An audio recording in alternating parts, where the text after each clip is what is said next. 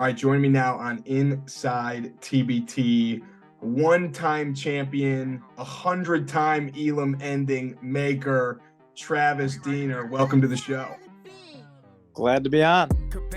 I think this is your fourth, fifth, maybe sixth appearance. This is definitely the first one in the month of January. How does it feel to be talking TBT in the winter? Well, it means there's obviously a lot of excitement that the TBT's 10 years now, so it's good. It's always fresh on people's minds when you keep talking about it, and obviously me personally and collectively with Marquette, it's been there's been a lot of wonderful memories.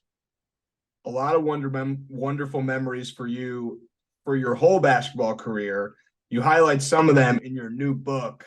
You talk about that book a little bit. I'm sure the listeners who have not already read it are waiting for that final Travis Diener, this is why you should get my book.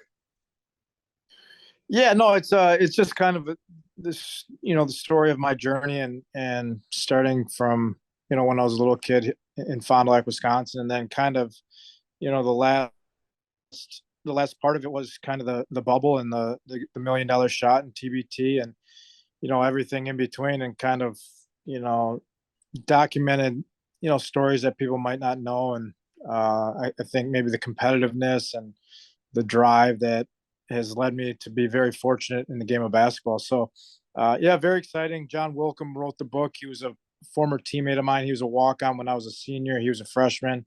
Called me up one day and right after the bubble, actually, and was like, I would like to write a book, kind of about your journey. And he interviewed a bunch of former teammates of mine from high school, from college, from professionally. So I thought it turned out really well and kind of, shows kind of the type of person that I am as far as a competitor. I think something that people don't realize about you, because now they see, going through warm-ups, smiling at the camera, everyone's like, oh, you're going to sit on the bench with your friends and drink a few beers. You were a killer. You were an absolute baller. You spent some time in the NBA. I think when it was very apparent was when Travis Diener came onto the scene in TBT back in 2018. You hit your first Elam ender. You guys had some success. What was that like for you to kind of be back on, quote unquote, national ESPN TV, playing in front of, people showing them I still got it? Yeah, it was fun. I mean, I think probably a lot of people had forgotten, about me as a player, because I mean, it was, years had gone by since I played in college, in the NBA, and I spent a lot of time overseas. And then I had retired and was on staff at that point with Marquette, so I hadn't even gone back to Italy to play. So it was fun to have people see me play, and it was fun to show that I could still compete, at a high level. And the TBT has given me so many wonderful memories. And like you said, yeah, I do enjoy it, and I have fun, and I do I do drink beers, and I very much like a normal working man. I enjoy life and I enjoy competing. But yeah, I think the in the book it kind of describes kind of the competitiveness that I had that allowed me to achieve some of these things. And without that, I don't think I would have had, the type of career that I've had.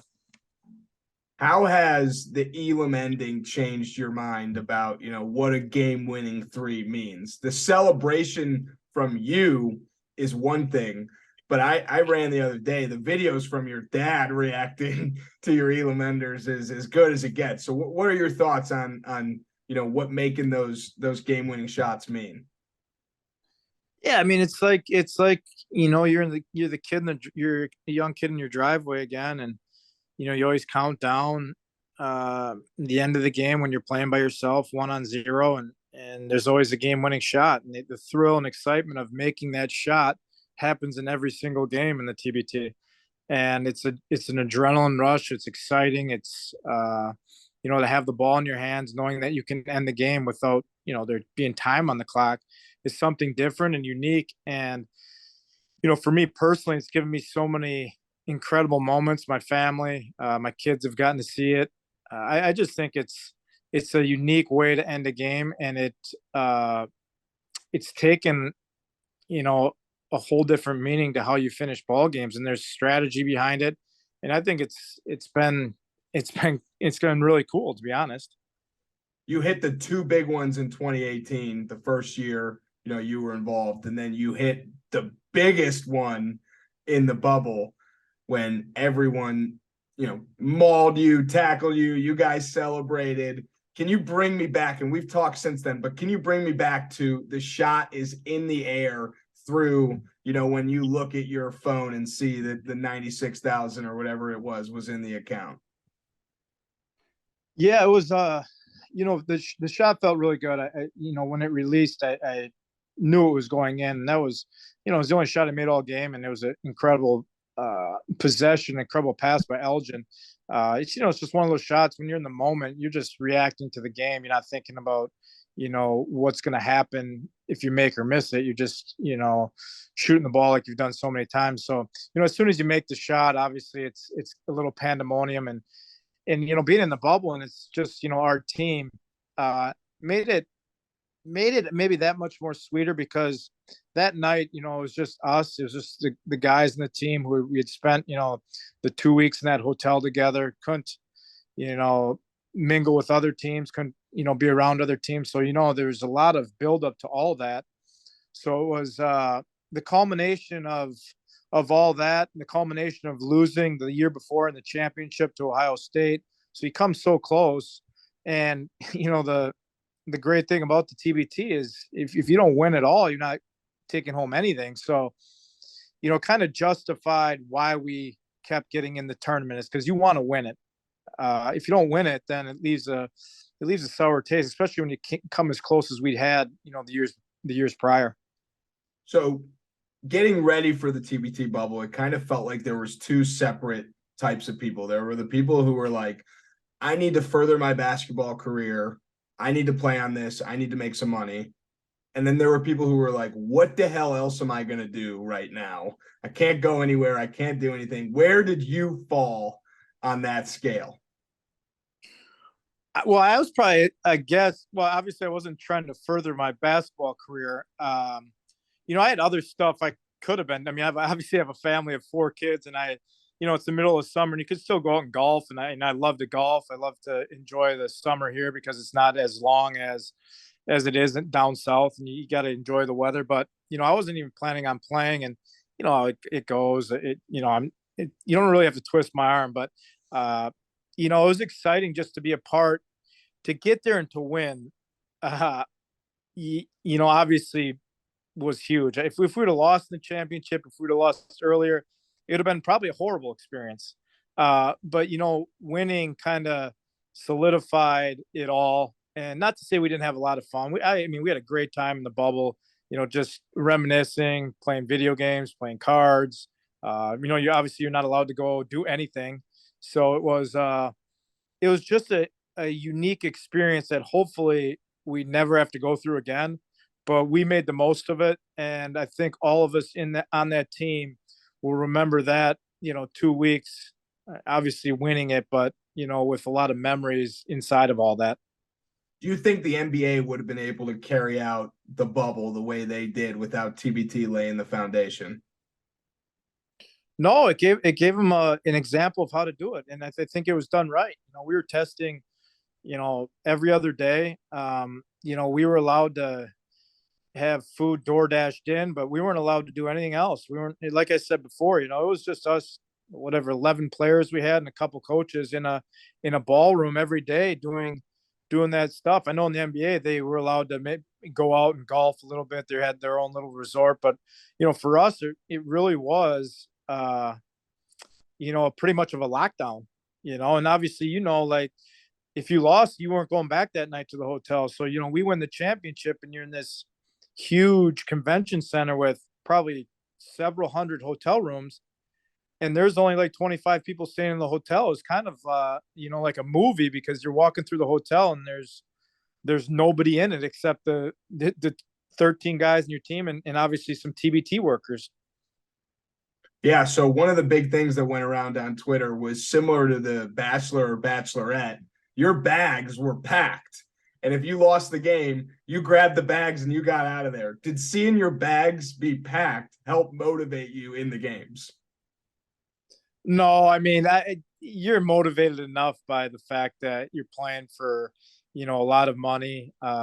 You're motivated by the fact that, people, there's a first live sporting event that was going to go on. So everybody was following it that year, probably more so than any other year, only because there was nothing else going on.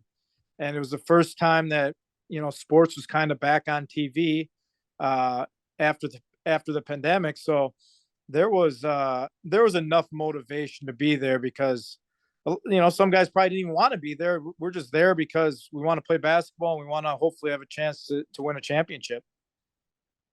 We Zoomed a few times. We texted back and forth. Inside TBT really came alive. Safe to say that without Inside TBT, you would have gone insane in the bubble and been really bored. Super bored. Yeah, you guys kept it going for me. I got one more question for you. So, a lot of teams, they like to go out on top. They like to have a last dance. Do you feel like one TBT championship has told the full, Golden Eagles Marquette story? I'll give you my opinion after, but what do you think? Yeah, I think I think for the time being, our road has come to an end. I think, if you look at kind of our elevation through the years, is we always got a step closer to the championship, and we kept building. It was the Elite Eight, then we got to the Final Four, then we got to the championship, then we won it, and then last year, unfortunately, we lost in the second round.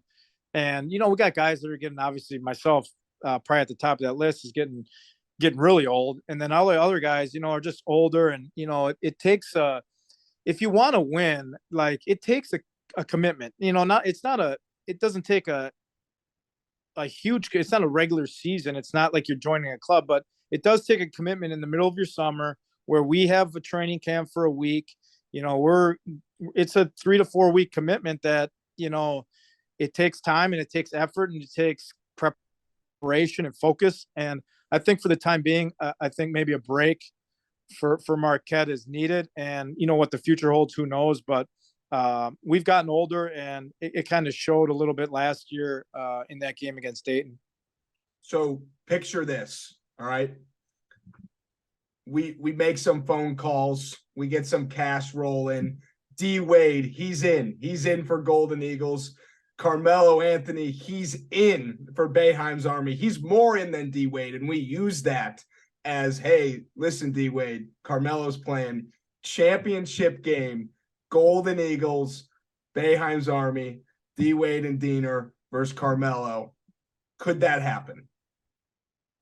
Well, that's going to take a lot of convincing from TBT to get Melo and Dwayne on the court.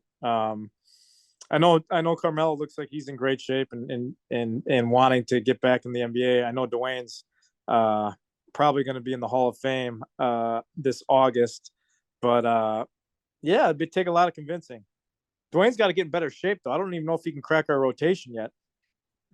That's true. You had an injury last year though. I tweeted. I'm always tweeted hurt. Travis Diener out for remainder of the game.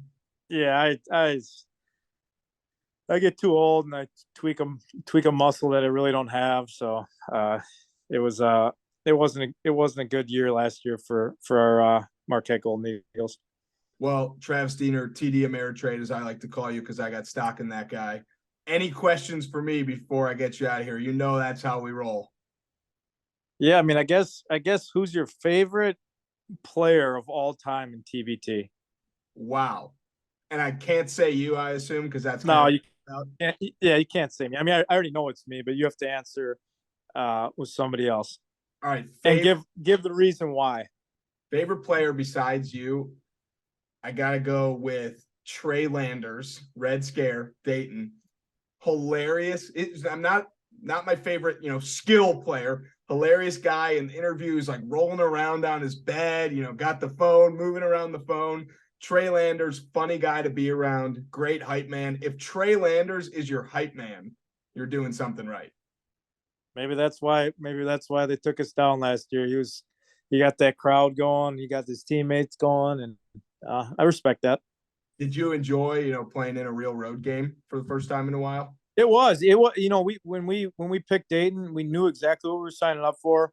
We thought we knew it'd be a challenge. We knew Dayton has incredible fans, and for a lot of us, well, for me personally, and some other guys, not playing a competitive like road game, to have that atmosphere again was cool and fun. And I think we took pride in.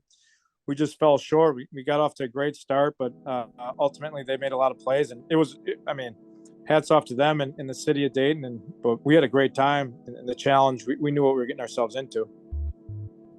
All right, well, there you have it. Travis Diener, fan of road games, dominated the bubble, getting ready for a D-Wade Carmelo TBT Championship. Thanks for coming on the show. Appreciate you having me. Clocking out early, that's the dish I don't like. Been getting paid since I was riding on the bike. Hit the pedal with the 8th, hopping on the 9th flight. I've been chilling out of sight, I'll be at the bar tonight. Told the bartender, go and take my card to swipe. You try the same thing, but your card get declined. White rappers nowadays, no, we're not too hard to find. I'm so dapper with my ways, I'm gonna linger in your mind. Always told me good things will come to those who are patient, but I've been way too patient, writing bars in my basement. I'm anxious in the real world, it's time for me to say this. The basics, the talent in my mind, I can't waste it. My life is too safe, it's my time for it's taken. I'm baking my mind, every day is the same ish. Lazy, my grind needs to get a new facelift. Coming from the underground and busting through the pavement. Rock with it, and lean with it. My team winning, my team winning. Now rock with it, and lean with it. My team turned up when I spit it. Now rock with it, and lean with it. My team winning, my team winning. Now rock with it, and lean with it. My team turned up when I spit it. Don't think that I'm playing because I'm saving the game, and I said that I will be more because oh yeah, that is so raving, racing and pacing around all these lanes in my lane, out my way, unless you're trying to pay me. Not from the playpen, it's coming from the jungle. When you hear the bell, you better be ready to rumble because I'ma grab the gloves and I'm gonna flex my muscles. Go ahead and spit some bars, but you're probably just gonna mumble. A lot of rappers these days really need to get them humble cause they think they at the top, they better stop before they stumble. Cause I'm swiping all their biddies while they swiping right on Bumble. And your girlie calls me daddy, but she only